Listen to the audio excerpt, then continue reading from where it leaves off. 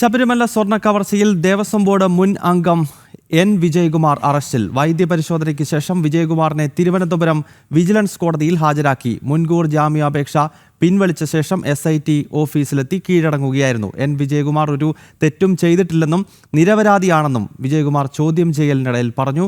കുടുംബം ആവശ്യപ്പെട്ടതിനെ തുടർന്നാണ് അന്വേഷണ സംഘത്തിന് മുന്നിൽ ഹാജരായതെന്നും മൊഴി നൽകി. വിവരങ്ങൾ ദിസ്നയാണ് തിരുവനന്തപുരത്ത് നിന്നും നൽകുന്നത്. ദിസ്ന, ഈ വിജയകുമാർ അറസ്റ്റിലാകും എന്ന വാർത്തകൾ കഴിഞ്ഞ കുറേ ദിവസമായി സജീവമാണ്. കാരണം പത്മകുമാർ, വാസു തുടങ്ങിയവരൊക്കെ പിടിയിലായി കഴിഞ്ഞിരിക്കുന്നു. ഈ സ്വർണ്ണ കവർച്ചയിൽ വിജയകുമാറിനും ശങ്കർദാസിനുമൊക്കെ പങ്കുണ്ട് എന്നത് സംബന്ധിച്ചുള്ള മൊഴികൾ ഇവരുടെയൊക്കെ ഭാഗത്ത് നിന്നും SITക്ക് ലഭിച്ചിട്ടുണ്ട്. ഈ പശ്ചാത്തലത്തിലാണല്ലോ അറസ്റ്റ് ചെയ്തിരിക്കുന്നത്. ഇപ്പോൾ എന്തൊക്കെ നടപടിക്രമങ്ങളാണ് ഈ അറസ്റ്റുമായി ബന്ധപ്പെട്ട് നടക്കുന്നത്?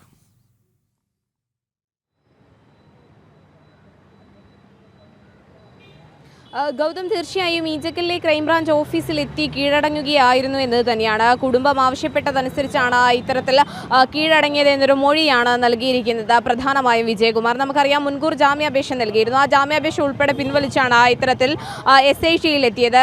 മുൻ ദേവസ്വം ബോർഡ് അംഗമാണ്. ഹൈക്കോടതിയുടെ രൂക്ഷ വിമർശനം ഈ സ്വർണ്ണക്കൊള്ള വിഷയവുമായി ബന്ധപ്പെട്ട് കഴിഞ്ഞ ദിവസം ഉണ്ടായിരുന്നു. എന്തുകൊണ്ടാണ് ഈ ദേവസ്വം ബോർഡ് അംഗങ്ങളെ ചോദ്യം ചെയ്യാത്തത് എന്നതുൾപ്പെടെയുള്ള കാര്യങ്ങളാണ് ഹൈക്കോടതി രൂക്ഷമായി വിമർശിച്ചത്. പ്രധാനമായും ശങ്കർദാസ്, അതോടൊപ്പം തന്നെ വിജയകുമാർ തുടങ്ങിയ ആളുകളിലേക്ക് എന്തുകൊണ്ട് അന്വേഷണം എത്തുന്നില്ല എന്ന് തന്നെയാണ് ഹൈക്കോടതി രൂക്ഷ വിമർശനം നടത്തിയത്. അതിനുശേഷമാണ് ഇത്തരത്തിലൊരു നീക്കം. മൊഴിയെടുത്തതിന് ശേഷമാണ് അറസ്റ്റ് രേഖപ്പെടുത്തിയത്.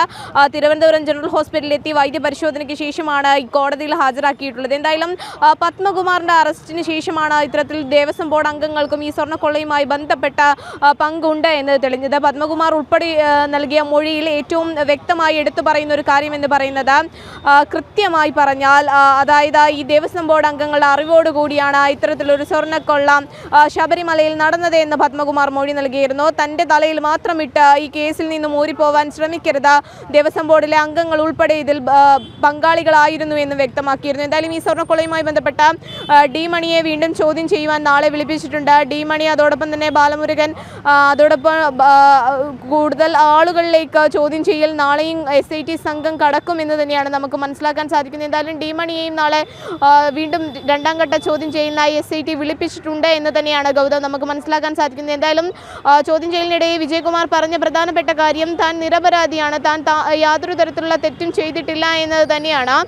വലിയ രീതിയിലുള്ള മാനസിക സമ്മർദ്ദം കഴിഞ്ഞ ദിവസങ്ങളിൽ താൻ അനുഭവിക്കുന്നുണ്ടായിരുന്നു. അതുകൊണ്ട് കുടുംബം ആവശ്യപ്പെട്ടത് പ്രകാരമാണ് SITക്ക് മുന്നിൽ കീഴടങ്ങിയത് എന്നൊരു കാര്യം തന്നെയാണ് വിജയകുമാർ എടുത്തു പറഞ്ഞിട്ടുള്ളത്. എന്തായാലും ശങ്കർദാസിന്റെ ഉൾപ്പെടെയുള്ള അറസ്റ്റുകളിലേക്ക് SIT നീങ്ങുമോ എന്നതും ഏറ്റവും നിർണായകമായ ഒരു കാര്യമാണ് ഗൗതം. എന്തായാലും വരും ദിവസങ്ങളിൽ അതിനിർണായകമായ രീതിയിലേക്ക് തന്നെയാണ് ഈ സ്വർണ്ണ കവർച്ച എത്തി നിൽക്കുന്നത് എന്ന് തന്നെയാണ്.